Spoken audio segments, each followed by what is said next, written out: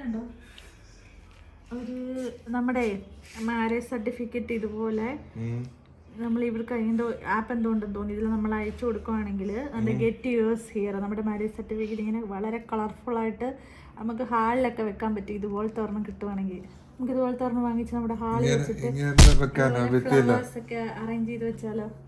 ഇങ്ങനെ വെക്കാനോ?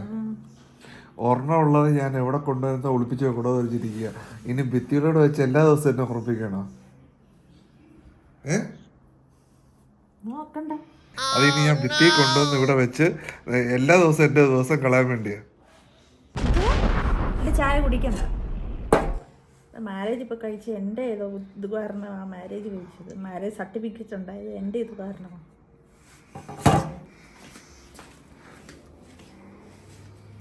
എളുപ്പടി അത് നീ എന്തിനാണ് പിണങ്ങി പോകുന്നേ?